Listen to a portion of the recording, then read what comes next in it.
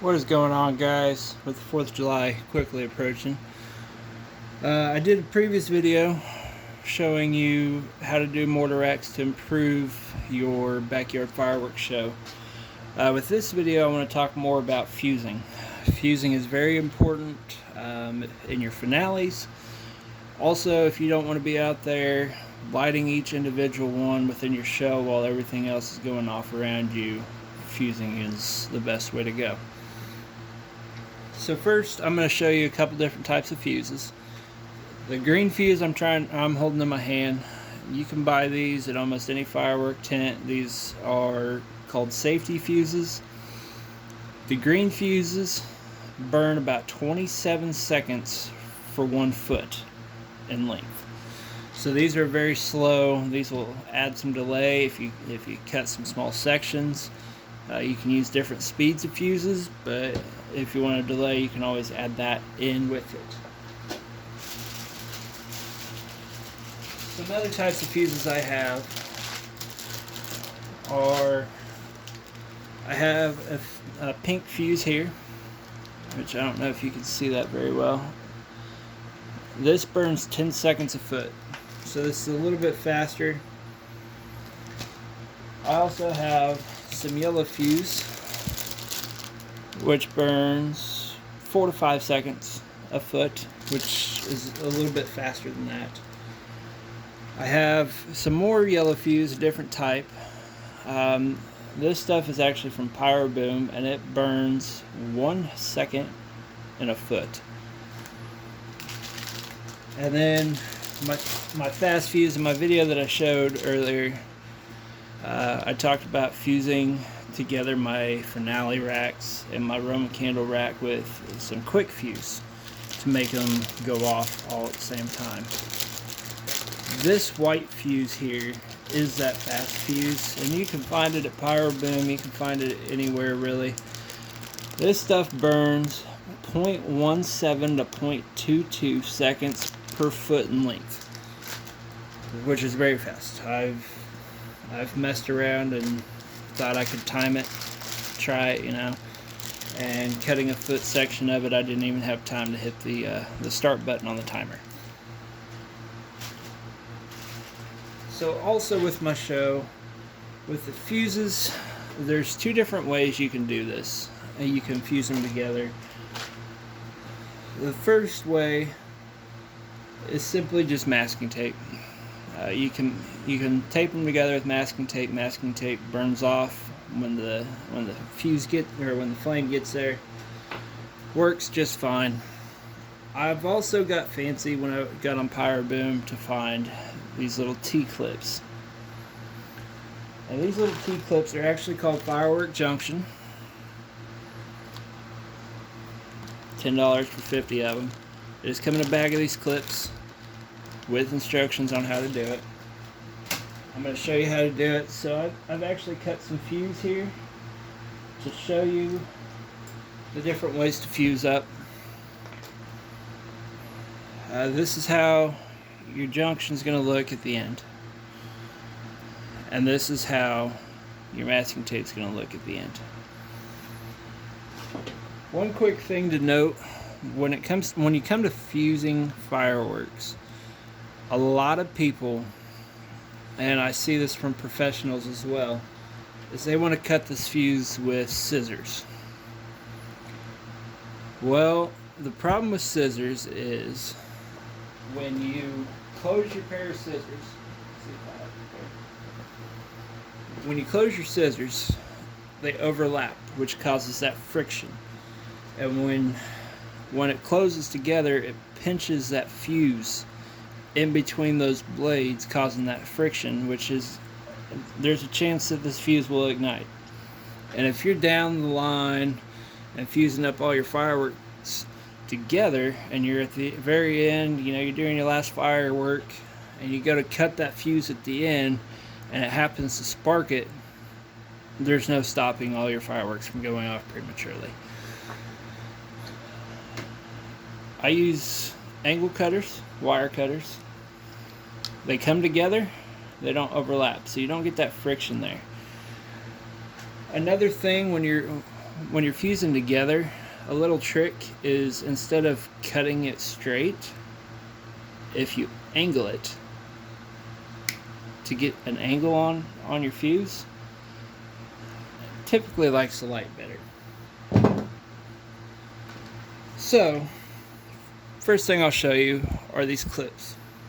And how these clips work is, if this is a fuse coming from your firework, you'll want to put it inside the upright part of the T. You'll want to put it in there, fold it over, and they have these little clips. I don't know if you can see that very well.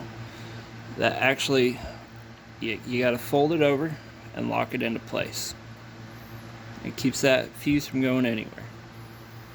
Now when you're coming down your line, so if this is your finale rack and this is coming out of your mortar shell, your quick fuse that you're going to run down the middle of everything will go in here like this. You'll fold those over, you'll clip them in, and you can kind of see it inside there. Your fuse, you want your fuses to touch. That way, as that flame is traveling down, it will transfer over. So these are fairly easy to use. I like them a lot. But before I found these clips, another way you could go about it, and I'll actually get a longer piece here to show you.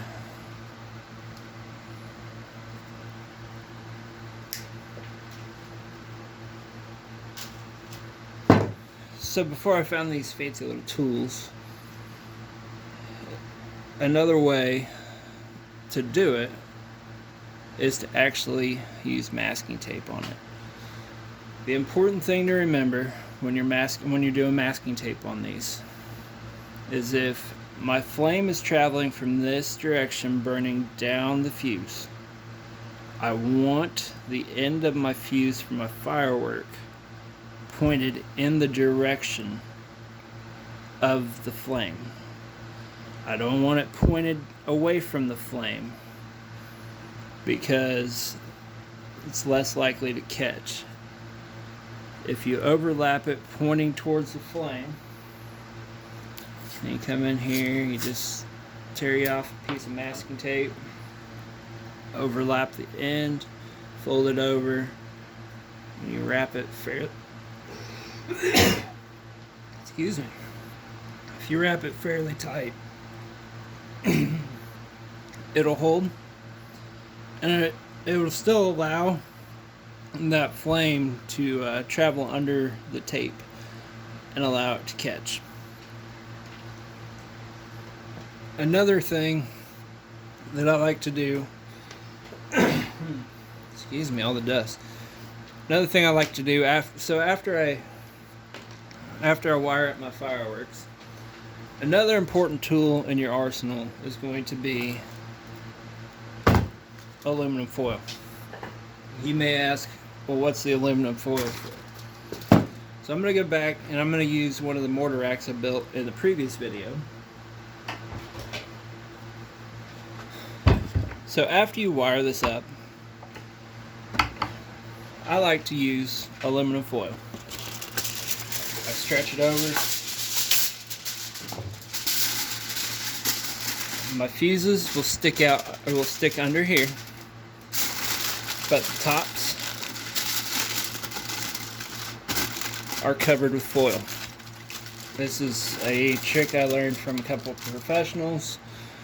It's worked out amazing, and you can do this without mortars as well. You can do this with any of your cakes that you have set up, because you have this big display, and you just like to protect it. So I wrap some tape around it to secure, make sure wind. I live in Kansas. The wind's pretty fierce sometimes. So I like to just protect it from the wind pre-show. Obviously, if the wind's too high, I'll just scrub the show, because it's not worth risking any accidents. But the foil is here, so when you're doing a show, all your fireworks are in a very close area. and when they go off, they shoot sparks up. Your foil is actually to keep the embers from getting in and setting any of these off prematurely, or in the case of a cake, getting on the paper covering at the top and burning a hole through and setting one of those off prematurely. The thing about aluminum foil, very easy to break. So it doesn't take much when one of these mortar shells come up to pop a hole in that. And at the end of your show, you'll come back, and your foil will be all messed up. And you've saved your fireworks. You kept everything safe. You kept your area secured and safe from going off prematurely. And especially if you're not doing an electronic firing system and you're doing it manually, this is a great safety technique to use, because if I'm bending over to light something next to this and one of these accidentally goes off, you could easily get injured, and we don't want that. We want everybody to be safe and enjoy the holiday. So definitely, anytime you consider doing a show, definitely tinfoil. Tinfoil will save any of your fireworks show from going off prematurely due to embers and spray back. So thank you for watching. If you like this video, please like the video and subscribe for more videos. I have another video coming up. I'll kind of run you through a smaller electronic firing system, and have fun and have a fun and safe 4th of July.